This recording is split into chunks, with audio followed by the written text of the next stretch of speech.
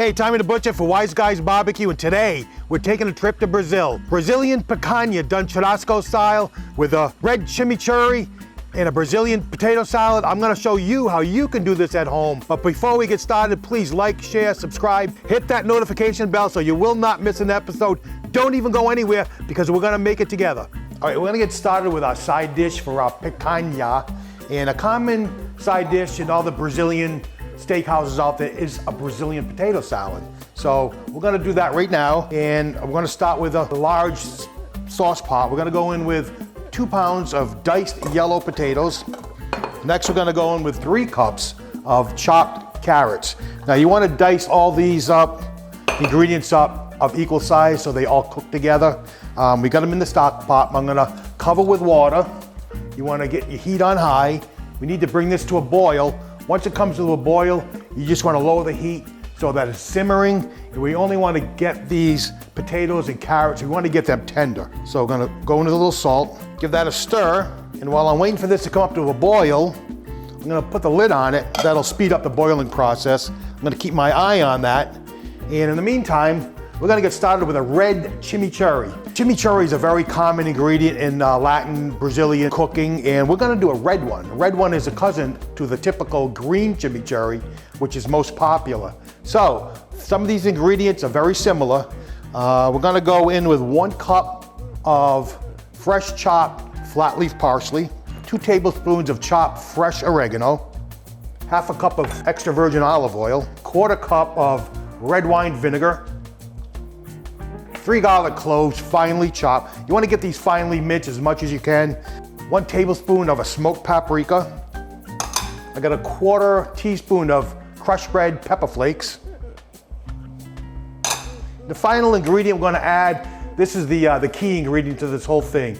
It is an actual pureed chipotle pepper and adobo. So we're going to go in with 1 tablespoon of this. This is what's going to give this its red color. So I'm just gonna eyeball this. We're looking for 1 tablespoon. There we go, 1 tablespoon. All right, we're gonna whisk this all up together. We have all that together. Just gonna go into a little bit of salt and pepper to taste.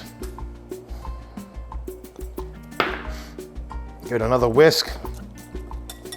Before we let this hang out and do its thing while we're continuing on with our potato salad, I'm gonna give this a taste. See where we're at. Wow, that is gonna be fantastic on our picanha. Very vibrant, a lot of flavors in there, a lot going on. So that's it, we're gonna let this sit, do its thing, and then we'll continue on with our potato salad in 1 minute. All right, it's time to get our Brazilian potato salad put together. Our potatoes and carrots are fork tender. I drain them, then rinse them off in cold water to stop the cooking. Let them sit for about 10 to 15 minutes to drain a little bit further so we get rid of some of that residual water. Now we're gonna get all our ingredients in. I'm gonna put together what the basic Brazilian potato salad is, and I'm gonna add a couple of optional ingredients, but I'll explain that as we go along. I'm gonna go in with 1/4 cup chopped fresh flat leaf parsley, and we're gonna go in next with 1 teaspoon of Dijon mustard, 1 teaspoon of apple cider vinegar. Now that's not much. You can play around with the apple cider vinegar, give it a taste and see where the acidity levels are, and you might want to adjust that at the end when your finished product is all mixed up. Now next, I'm gonna go in with 1 cup of mayonnaise. Now a common ingredient in the Brazilian potato salad is carrots. If you haven't noticed by now, that's kind of a little unusual thing to put in the potato salad, but that's one of the anchor ingredients in the Brazilian potato salad. I'm gonna season with salt and pepper. All right, those are the base ingredients for a Brazilian potato salad. Now, we're gonna get into some of the optional ingredients which you can add, purely up to you, but I'm gonna do a couple of them and then I'm gonna explain further what some of the other items are. I have a 1/2 cup of corn, and what I did, I roasted this off. I actually grilled it to get some nice grill flavors in it, and then I just sliced the kernels off the corn cob. So there's a 1/2 cup of corn. And I also have a half cup of sliced green olives. I know, some unusual ingredients for potato salad, but this is gonna be very flavorful. Potato salad, Brazilian potato salad is a very common ingredient as a side dish in these Brazilian steakhouses. Now, I'm gonna get this all mixed up. All right, as I'm mixing this potato salad up, let me go over with you some of the other optional ingredients that you could consider putting in your Brazilian potato salad. That's rather common. You could do chopped boiled egg. You can also use chives or green onion. And at the holiday times, particularly around Christmas, common ingredient, they'll add raisins and even apples to this potato salad. So that's kind of an interesting thought, and I'm sure that would be quite the flavorful potato salad. All right, I got this all mixed up. I'm gonna transfer this into my serving bowl. Now, just one tip. When you're doing any salads, potato salads, anything where you're mixing quite a lot of ingredients, always grab a bowl that's about 2 or 3 times the size you're gonna need, because that'll help facilitate that stirring. You're not gonna have stuff falling out of the bowl, but use a large bowl, get everything mixed up, and then transfer it into your actual serving bowl.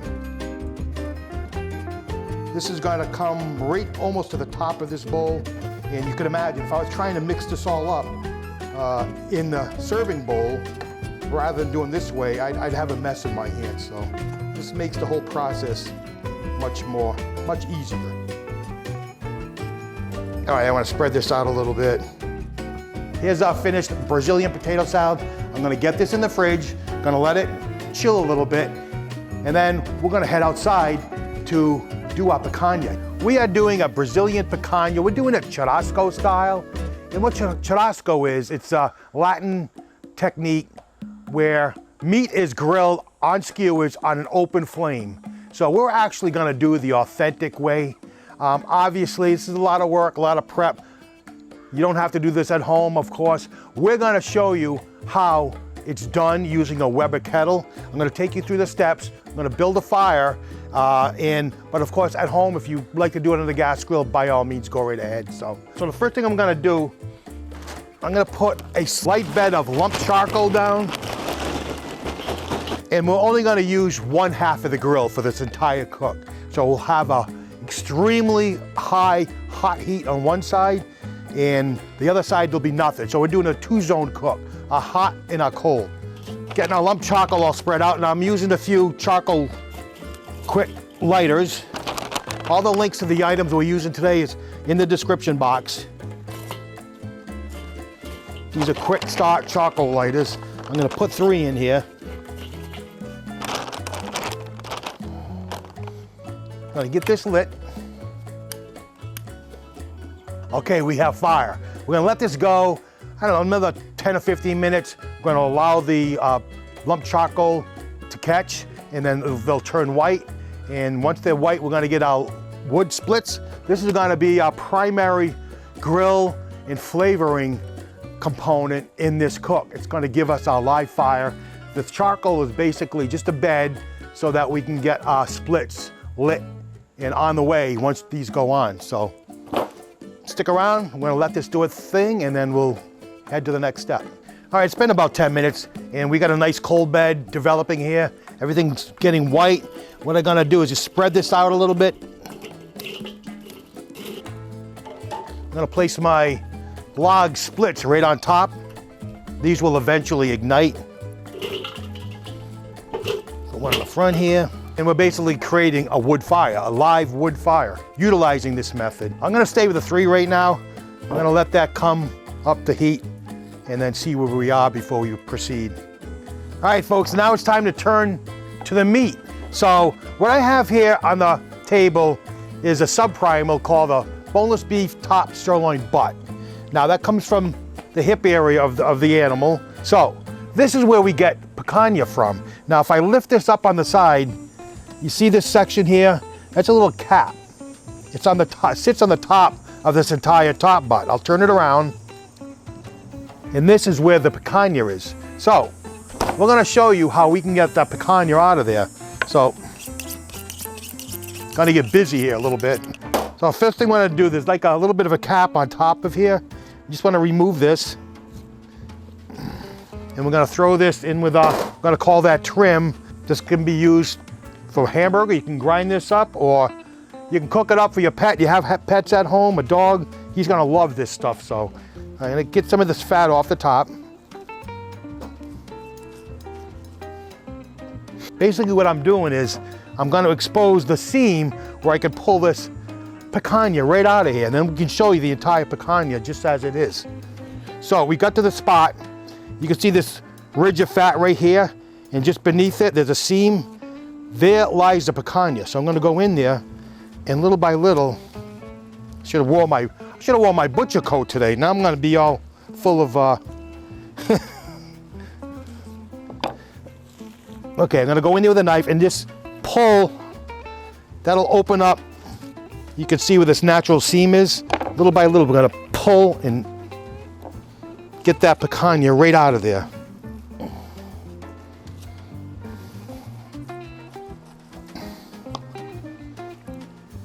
And there's our picanha. I'm just gonna trim this up a little bit. I wanna leave most of this external fat here on the cap, because that's just gonna add flavor, moistness for when we get this thing all sliced up and on that wood fire we have going on. It's roaring right now, so this is gonna really work well. All right, I'm gonna leave that on like that. All right, so there's our picanha. I'm gonna slice this up. Now the grain is going like this. You can see the lines. So we wanna cut across the grain. I'm gonna square the front off. Here's our one steak. Our second picanha steak. Third, I have a fourth one. This I'm gonna reserve, because what I wanna do is we're gonna skewer this. So we're gonna bend these like in a C shape and get them on our skewer so we can get these on the grill. But this one here, I'm gonna end up doing it anyways. I don't wanna let that go to the waste. I won't be able to curl this into a C, but I can at least get it on the skewer and get that cooked off. So here's what we're gonna do with these. Just give them a little trim on the outside. We don't wanna take too much of this fat off. Like I said, it's gonna help us in our actual cook. Now, in the Brazilian steakhouses or any picanha cook, typically and classically they use coarse sea salt. I'm not gonna do that. I'm gonna use kosher sea salt, because some of those coarse sea salts can be quite salty, and I'm gonna do something that I know is gonna come out the way I expect. So that's all. We just wanna get these liberally salted on all sides. Now typically they do not use pepper, just salt, pure salt. Of course, you can add pepper if you'd like. So next thing I'm gonna do, we have our skewers.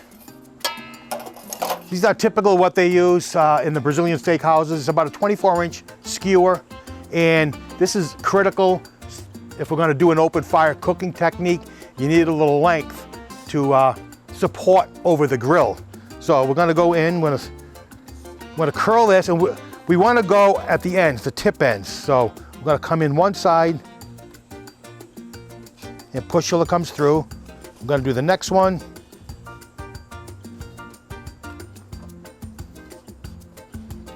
I got my fourth steak. And like I said, I saved this one. I'm not gonna be able to curl that one up. I'm gonna stick it right on the end, because we wanna give this one a little love too. We don't wanna leave this little guy out. So there you have it. Now, I need to build a little bit more length so that I can hang this over my grill. So I'm gonna go in the opposite side and go from the other end with another skewer. All right, so I'm gonna get my other skewer. I'm gonna go the opposite way. Just basically follow it exactly like we did. Go all the way across. Now you can use the existing skewer, and that'll be your guide as you slide it in. So you're gonna be just at the right plane as you're entering each steak. It'll all be matched up. And I think that's as far as I wanna go with it, because you'll see in a minute why I'm doing this. It's probably not making any sense to you right now whatsoever, but it will shortly when we get it over to the grill. You'll say, aha, that's why he's doing that. I'm gonna go on the fire with our picanhas. I'm gonna basically put it right across the lid of our Weber kettle, and now you can see why I did 2 skewers, because I needed a little bit more length in order to do that. Now, as this is happening, you gotta stay with it. Don't let it sit there too long. It's only gonna burn, flare up. Just keep flipping it. And if things begin to get out of hand, you always have that safe, cool spot in the front just to move it. So you constantly have to stay with this. We're looking for an internal temperature of about 120 degrees, 125 degrees. So we're gonna stay with this for quite a while. And we're gonna just keep turning it. Now this is the classic traditional churrasco style. All right, there you have it. Our Brazilian picanha done churrasco style. We did it with a red chimichurri, with a Brazilian potato salad off to the side. You're gonna love this. I can't wait to dig into this because I've been hovering over that flame and that smoke doing this, and now's the payoff. I can't wait to dig in. So I'm gonna do this in the traditional style that they do this in the Brazilian steakhouses all across the country. They usually arrive at your table and they have these big long skewers like we have here, and they basically just slice it right off the skewer for you to enjoy. So I'm basically gonna go right down and slice off slices. Look at that, folks. All right, this is cooked perfectly. Nice medium rare. We went to 130 degrees to finish. All right, I don't know about you, but I'm dying to check this out. So I have a little of our red chimichurri here, Brazilian potato salad off to the side. I'm telling you, this looks absolutely delicious. The fat is nice and rendered, tender. I'm gonna spoon some of this sauce right over it. I'm all in. I am all in with this. The only thing that comes to mind is holy smokes. That is so good. And I had to deal with all that smoke. It paid off. This is absolutely delicious.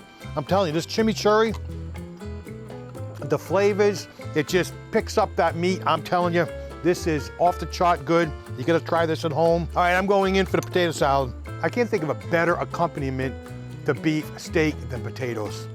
However you want to do them, but steak and potatoes, it's a classic. Not only here in the US, but Brazil as well. They do this all over the world. This, hands down, is a winner. Off the charts, one of the best barbecue cooks we've done here on Wise Guys Barbecue. I definitely want you to consider doing this because not only will you like it, but you'll just dazzle all your guests. So with that said, I'm Tommy the Butcher for Wise Guys Barbecue. I hope you bring Brazil to your house by doing this. Please like, share, subscribe, ring that notification bell so you will not miss an episode. I can't wait to see you next time. Thank you for watching.